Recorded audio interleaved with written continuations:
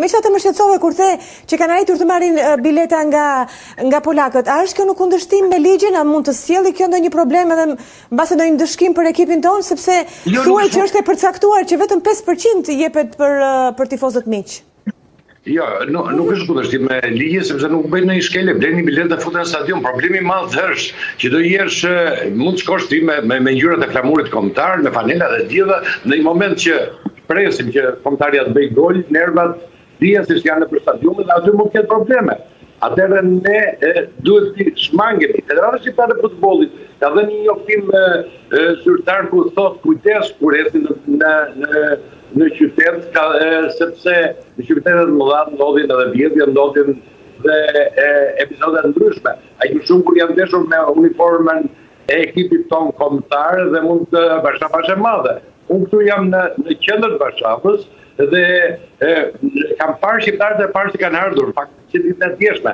Pamet që ju përcolla pak më parë, ishin nga udhëtimi i një, le të themi charter 90% që ishte me nuk ishte charter, ishte avion linje, por 90% ishin shqiptarë. Që i vinin enkas për ndeshje, një grup i madh nga Saranda, grupe tjera nga Shkodra, dhe ishte fantastike. Në fakt në aeroport pritëm rreth një orë, se kishte shumë procedura, ishte një pritje e gjatë atje, dhe sa po dolem nga aeroporti ishte 40 km larg Varshavës, sepse këtu janë rreth 3 aeroporte, është një qytet i madh dhe kërkesat për bilet ka qenë më dhash, me të biletave ka qenë të larta, ka që shqiptarët rëzuan një prezent në këtë event të madh. Jashtë aeroportit ka pas dhe kontrole policie, ishte një fugon policie rreth 15 veta që u bë një kontrol i gjithë tifozëve shqiptarë, madje pyesin se çfarë hoteli do jeni, ku do jeni. Personalisht më pyetën dhe mua, jo se më thanë gjë, i thash që jam gazetar, sa gazetar do vinë atje dhe më morën shënim dhe emrin e hotelit. Se ne do të ishim akomoduar për këtë ndeshje. Ajo që pash ishte pritja e madhe që u bë në aeroport, ja dhe pamjet që ju i keni, që ilustrojnë fakt, megjithatë gjitha ja vlen për ekipin kombëtar, i cili ditën e nesme stadiumi kombëtar të Polonisë 60.000 veta gigante, gati tradisi e Albinit që ne kemi atje. Ne shpresojmë shumë që tifozët, shpresojmë shumë që tifozët të kënaqen edhe patjetër të marrin atë që presin, por ndërkohë do doja nga ti të më shpjegoje pse është e rëndësishme kjo ndeshje për kombëtaren shqiptare. Sa e rëndësishme është ajo dhe pse duhet ta fitojmë patjetër? Nuk është ndeshje e rëndësishme, është ndeshja më e rëndësishme e kombëtarëve shqiptare deri në këtë moment që ne kemi luajtur, sepse ne kurrë nuk jemi futur në kampionatin botror të futbollit. Dhe ishte shumë e bukur në fakt një shprehje e Vasil Rusit, një specialist i cili shpesh në Megasport aty CNN është prezent. Nëse ne arrim të shkojmë në botror, është sigur të martosh me mbretëreshën. E tha mjeshtri i madh, pikërisht për këtë, domethënë është shumë ëndër, është diçka e jashtëzakonshme. Ne kur nuk e kemi arritur në historinë e futbollit shqiptar. Sa ne kemi nisur ta quajmë top këmbën në Shqipëri.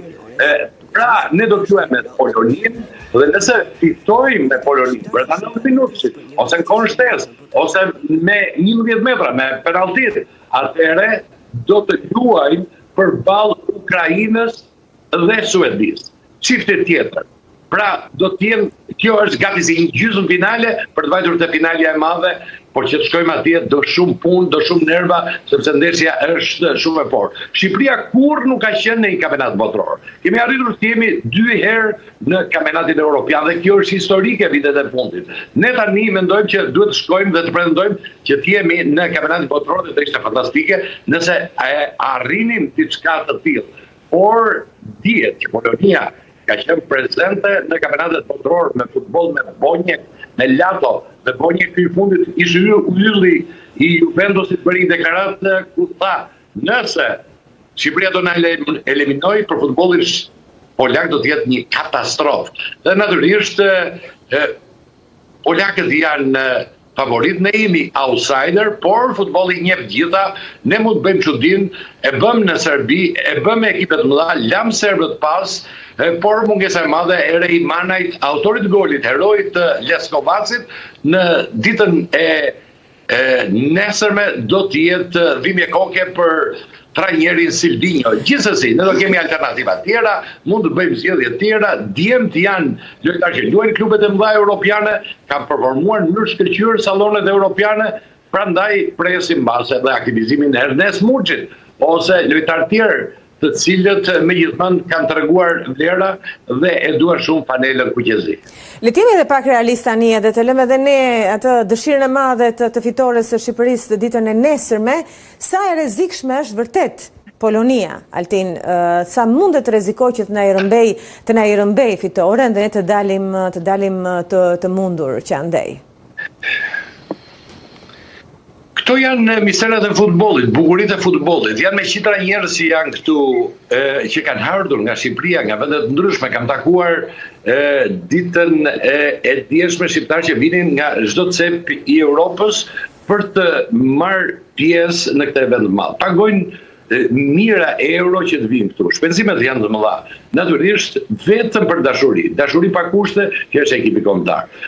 Ne pretendojmë, akoma nuk jemi skuadra e madhe që të themi që ne do kualifikohemi, përballë kemi Poloninë, një kombi i cili ka një popullsi të madhe, ka një traditë futbolli, ka një eksperiencë në kampionatet botërore, që cilët kanë arritur deri kaqe të kampionateve botërore. Ne nuk kemi bërë pjesë, nuk kemi qenë pjesë e kampionateve botërore. Dhe natyrisht kjo ne e vështirëson, është një monopat i pashkelur për shqiptarët.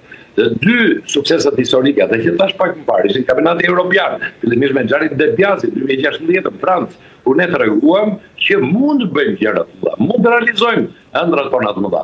Tashmë ripërsëritem këtë me Silvinho, duke treguar edhe një herë që Shqipëria është në rrugën e drejtë për të ngjitur në futbollin elitar. Por kampionati botëror ka një specifik tjetër. Ndeshja është e vërtetë sepse ne luajmë fushën polake. Është një ndeshje teke, e cila duhet të mbarojë dhe nëse në 90 minuta del barazim, atëherë shkojmë tek shtesë. Nëse edhe kjo është barazim për ata që nuk e dinë, do të shkojmë tek gjuajtja e penaltive. Prandaj Polonia ka Lewandowski, një yll madh futbollit botëror, i cili luan te Barcelona, duke arritur shumë në gola, ka treguar veten në Bundesliga gjermane, shumë gole shënuar me ekipin kombëtar. Natyrisht kanë kualitetin në ekipet e tyre, ne do mundohemi që edhe ne kemi shansin tonë. Mbase ne nuk kemi hyje të dhënë në ekip, po ylli i madh është grupi, është shpirti i shqiptarëve, që asnjëherë nuk ndalojnë, asnjëherë nuk dorëzohen. Dhe pikërisht këtë duhet të përgojnë ndeshjen e nesërme në orën 20:45, stadiumi kombëtar të Polonisë në PGE Narodowi, ku shqiptarët do të jenë prezent, si kushte lojës, por dhe në tribuna.